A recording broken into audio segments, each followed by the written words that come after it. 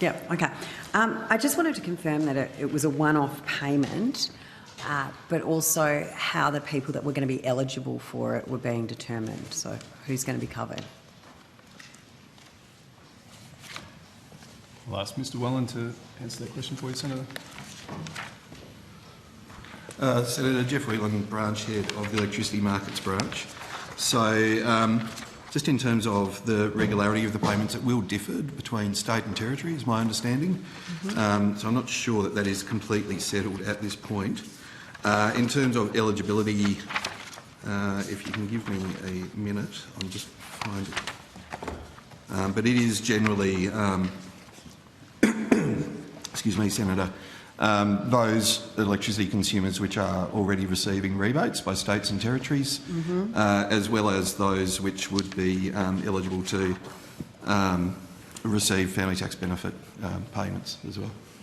Both A and B, or just? I believe it's A and B, yes, right. But I'll have to confirm that and come back to you. All right, so predominantly people who are already receiving some form of welfare payment.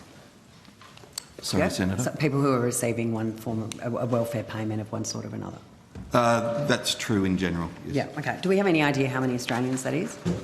I don't have that information here. I'll have to take that on notice. I can tell you that more than 5.5 million households and 1 million small businesses are expected to benefit from the energy rebates. 5.5 million? 5.5 million households.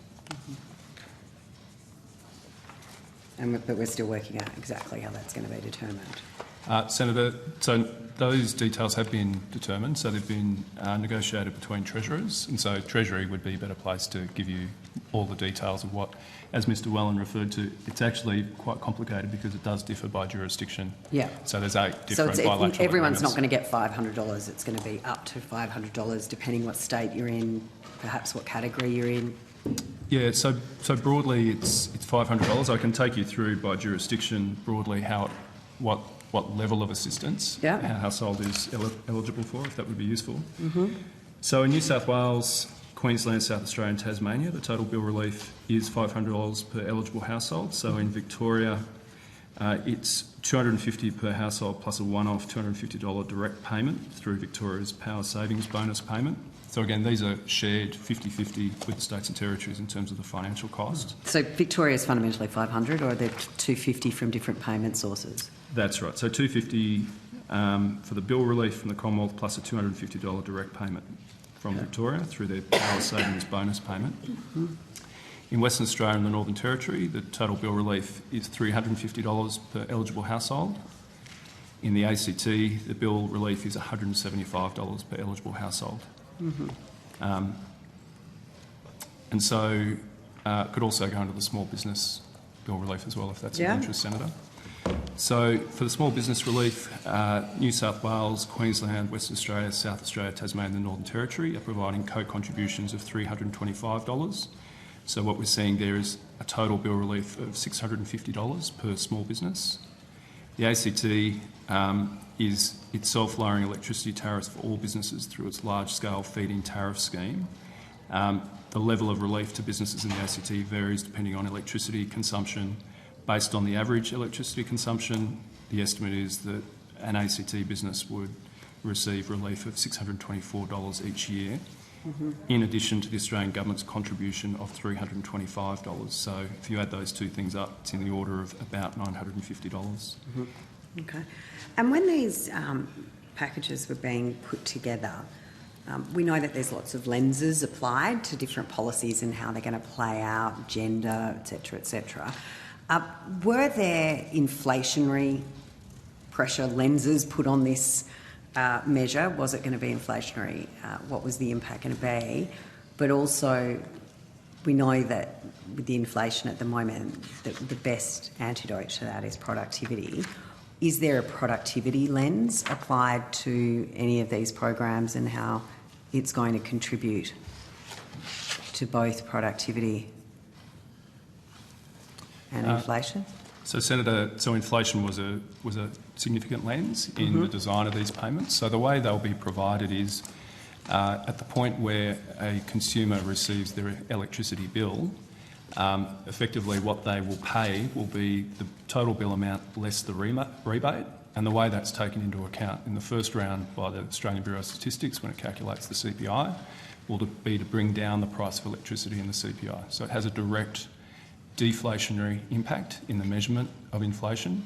For the 5.5 million households. That's correct. Who, I mean, has there been any analysis? I'll give you an example. I got my power bill on the weekend, and AGL let me know that my power bill is now 58% higher than it was at this time last year. So that's come from the power company. Is this reduction going to be enough when you talk about the CPI to actually countermeasure the significantly higher increases that all other households are still going to have on their power bill? Yeah, so Senator, you'll recall that this was one of a number of measures that were put in place to decrease power bills. So at the end of last year, the government announced coal price caps and gas price caps, both of which were intended to bring down wholesale electricity costs. What we saw out of those interventions was that the forward price for wholesale electricity prices fell quite significantly next financial year. The increase was estimated to be less. They weren't going to be negative. That's right. Growth.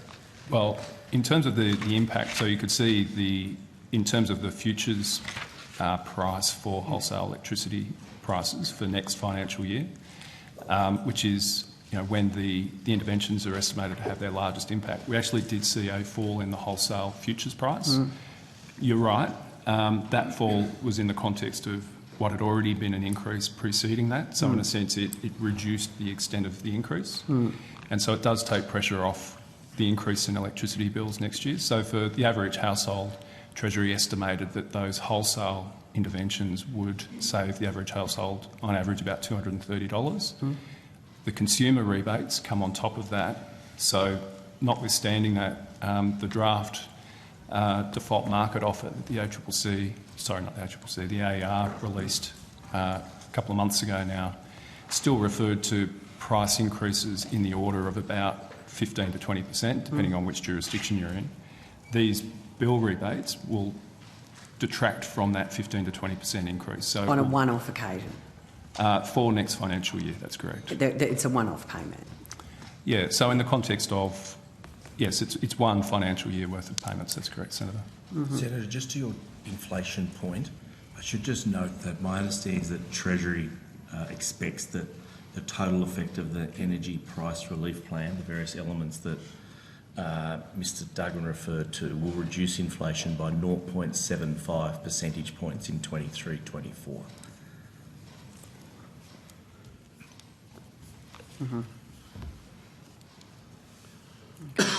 And that's based off power prices at the time of the budget? So it's based off the estimate that Treasury undertook early this year, that in the absence of any government intervention, we would have seen electricity price increases. Just so I nationwide. understand, and I'm sorry to interrupt, but Yep. the original, towards the end of last year, it was predicted power prices were going to go up by, I think it was 56%, and now they're predicted to go up by 36%. So we're still seeing an increase, we're just seeing an estimated 20% less increase. Yeah, so nationwide, Treasury's estimates were that next financial year, in the absence of the interventions, we would have seen a 36% increase in retail electricity prices. Due to the interventions, Treasury now expecting to see a 10% increase. So the interventions have taken 25 percentage points off the increase. Right, okay, but they're still increasing. So nationwide they will increase. Yeah, so what are the plans going forward to actually reduce power prices? Because, we're consistently told getting more renewables into the market, it's going to be cheaper. This is, going to help households across the board, not just those eligible for the payment. But at the end of the day, it all comes down to supply and demand. So I guess what is the plan to make sure that there is enough supply in the domestic market and that those prices will come down in real terms? Yeah, so Senator, I mean, you referred to more renewables into the system. So that's a market-driven outcome because renewables are currently the lowest cost source of marginal generation in the system. But they're also the lowest cost in the sense that they're highly subsidised by government. It's very few projects that aren't getting a nice big government handout to make it work, and then we're going to have $100 billion to rewire the nation. And that doesn't seem to be factored into the cost of renewables. So, Senator, I would say that there's very strong economic drivers that exist within the market to drive towards renewables. So we know, as I said, when you see renewables, when they are setting price in the national energy market, electricity market, for example, it is at near zero that they set that price. And that, obviously, they're not producing 24 hours a day, 7 days a week, so that is not the price that exists every day, but it is the price that exists for that new marginal source of generation. And so the economics is driving towards greater renewable penetration over time. The government's policies are facilitating that in a way that aims to firm those renewables through, as you referred to, Senator, rewiring the nation, greater geographic diversity.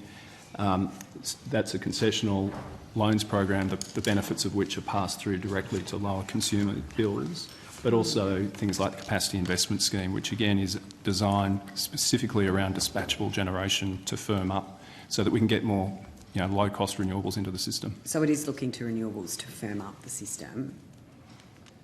Is there a chance that we're going to see perhaps a lag time where renewables aren't able to firm the system, that we don't have the infrastructure in place, that the storage facilities don't exist, yet we're seeing a winding down of coal and gas, we're seeing the PRRT, price caps making it more difficult for new entrants to come into the market. All of those are limiting supply, potentially, of traditional fossil-fuelled energy.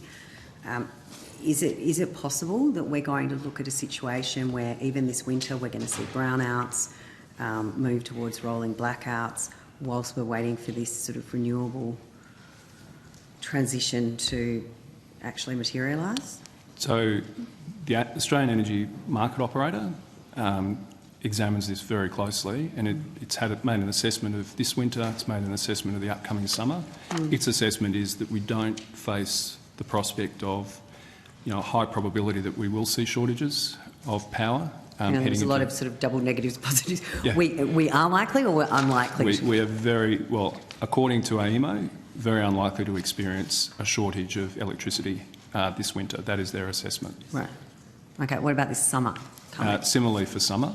One of the things they point to is, of course, we are entering different climatic conditions going forward, so we're no longer in a La Nina, we're entering into an El Nino type pattern. Over summer, that can put more pressure on the electricity system, but AEMO's modelling would suggest that we're actually pretty well placed heading into the upcoming summer as well, in terms of the capacity for our generation to meet demand. And